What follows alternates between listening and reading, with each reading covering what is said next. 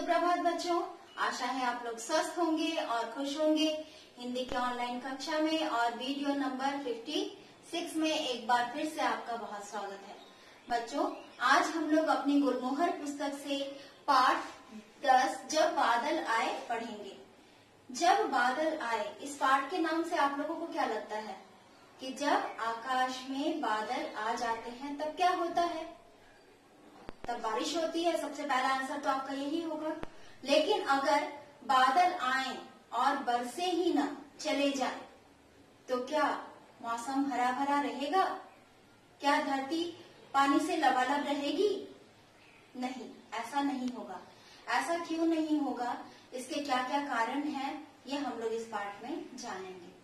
सबसे पहले हम लोग इस पाठ के उद्देश्य के बारे में जानेंगे कि इस पाठ का उद्देश्य क्या है। इस पाठ में क्या उद्देश्य है इस पाठ को लिखे जाने का, आपको बताने का। इस पाठ के माध्यम से लेखक आपको क्या समझाना चाह रहे हैं, यही हम लोग इस पाठ के उद्देश्य में जानेंगे। जीवन में, हमारे जीवन में पेड़ पौधों का क्या महत्व होता है? अगर हमारे जीवन में पेड़ पौधे न हो तब हमारा जीवन कैसा रहेगा? उनके होने से मनुष्य को क्या लाभ होता है और उनके न होने से मनुष्य को क्या हानि होती है, यही इस पाठ का उद्देश्य है। यही इस पाठ में बताने की कोशिश की जा रही है। पाठ का हमारे जीवन में क्या मूल्य है? इस पाठ का हमारे जीवन में मूल्य है कि हमें हमेशा पर्यावरण की रक्षा करनी चाहिए। अपने स्वार्थ के लिए, अपने निजी लाभ के लिए हमें कभी भी पर्यावरण को नुकसान नहीं पहुंचाना चाहिए। यही इस पाठ का जीवन मूल्य है। यही हमें अपने जीवन में हमेशा याद रखना है और ये काम हमें कभी नहीं करना है। क्या काम नहीं करना है बच्चों? कि अपने निजी स्वार्थ के लिए हम लोगों को पेड़ पौधों को या पर्यावरण को नुकसान नहीं पहुंचाना है। पाठ का सारांश। अब हम लोग इस पाठ के सारांश के बारे में जानेंगे। धरती जब बनी, है ना, ईश्वर ने जब धरती को बनाया, धरती के बनने के बाद इस धरती पर सबसे पहले पेड़ पौधे आए। पेड़ पौधे ने अपना जीवन शुरू किया। पेड़ पौधे के बाद पशु पक्षी आए। पशु पक्षियों के बाद इस धरती पर मानव की उत्पत्ति हुई।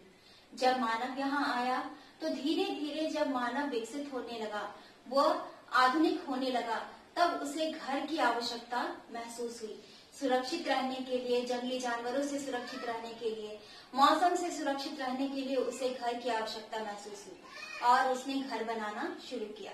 आदिकाल में पहले लोग गुफाओं में रहते थे, फिर पत्तों से घर बनाते थे, लकड़ियों से घर बनाते थे।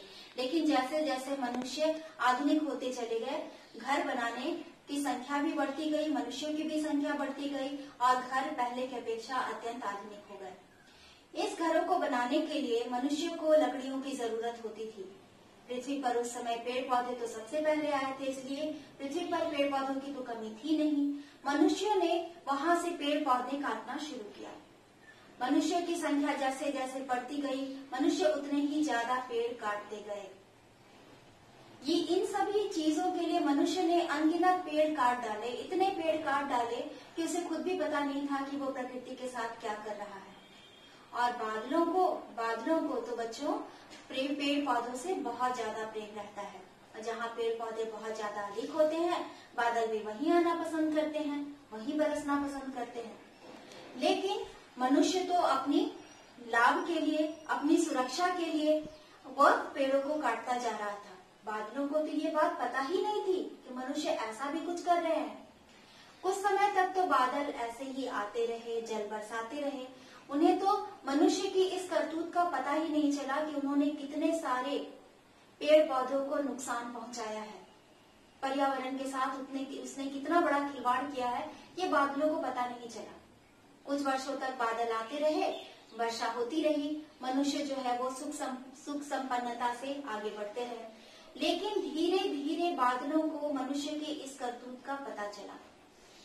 ये मनुष्य जो है वो अनगिनत पेड़ काटता जा रहा है, सिर्फ अपने लाभ के लिए।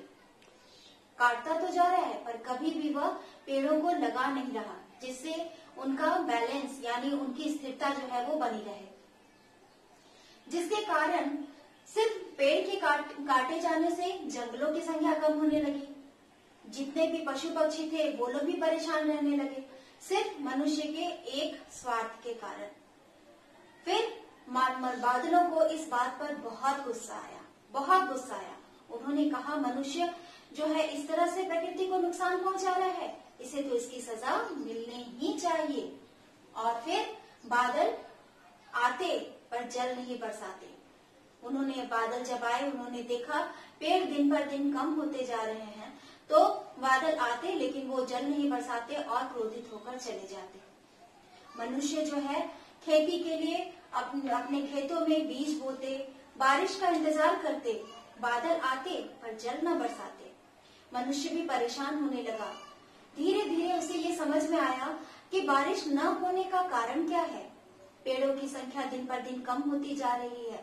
फिर जब उसे अपनी गलती का एहसास हुआ, जब वह खुद कष्ट में गुजरने लगा, जब उसे कष्ट का एहसास हुआ, तब उसे समझ में आया कि उसने कितनी बड़ी गलती कर दी है। अपनी गलती को सुधारने के लिए, बादलों को मनाने के लिए घर की छतों पर चढ़कर वो बादलों को जब वो देखता था तो उसे जोर जोर से पुकारता था, मेघ को धरती पर बरसने के लिए आमंत्रित करता था, परंतु बादल जो है वो रुष्ट होकर चले जाते थे। फिर मनुष्य ने कोयलों से भी मिन्नत की कि वो उसकी सहायता करे। कोयल ने भी अपनी मीठी राग में गाना गाया, पर कोयल तो एक नन्ही सी चिड़िया होती है, उसकी आवाज तो बादलों तक नहीं पहुंच पाई। ठीक है। फिर मनुष्य ने मोरों से आग्रह किया कि बारिश के समय में आप जब बारिश होती है, बादल जब आते हैं, तो आप भी उससे गुहार लगाइए, उससे प्रार्थना कीजिए, मनुहार कीजिए, विनती कीजिए कि वो आए और जल बरसाएं। तब मोरों ने मनुष्य की बात सुनी और जब बारिश का समय आया तो मोर भी नाचने लगे और गाने लगे, बादलों को आमंत्रण देने लगे कि वो आए, अब अपना क्रोध छोड़ दें। मनुष्यों की पुकार पर तो बादल नहीं आए, कोयल की आवाज बादलों तक पहुंच नहीं पाई, पर मोरों की आवाज और मोरों का नृत्य देखकर बादल जो है वो मंत्रमुग्ध हो गए। वो आए और उन्होंने जल भी बरसाया। जिनके जल बरसाने से पूरी धरती जो है वो, पृथ्वी जो है वो जल से सराबोर हो गई। जितने भी नदी तालाब थे वो सब जल से भर गए। फसलें लहलहाने लगी, खेतों में जो बीज उन्होंने बोया था उसमें अंकुर फूटने लगे। और मनुष्य को समझ में आया कि किस तरह से उसने प्रकृति को इतनी हानि पहुंचाई है। अब मनुष्य ने यह निर्णय लिया कि अब वो कभी भी इस तरह से प्रकृति को हानि नहीं पहुंचाएगा। तब से लेकर आज तक जब भी बारिश का मौसम आता है, मोर जो है बादलों के आने की खुशी में नाचते और गाते हैं। तो बच्चों, इस पाठ में हम लोगों ने यह सीखा कि हमें अपने निजी स्वार्थ के लिए कभी भी प्रकृति को या कोई और हो, किसी को भी नुकसान नहीं पहुंचाना चाहिए। चलिए बच्चों, अब शब्दों के अर्थ की तरफ चलते हैं। बच्चों, यहाँ मैंने शब्द और उसके अर्थ लिखे हैं। शब्द के नीचे आपके प्रश्न हैं और अर्थ के नीचे उसके अर्थ लिखे जाएंगे। अधिकांश, अधिकांश का अर्थ होता है अधिकतर। हरकत, हरकत का अर्थ होता है शरारत।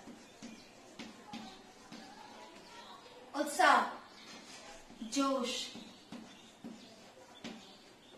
स्वभाव यानी उसकी आदत। मेघ यानी वर्षा। लबालब, ऊपर तक भरा हुआ।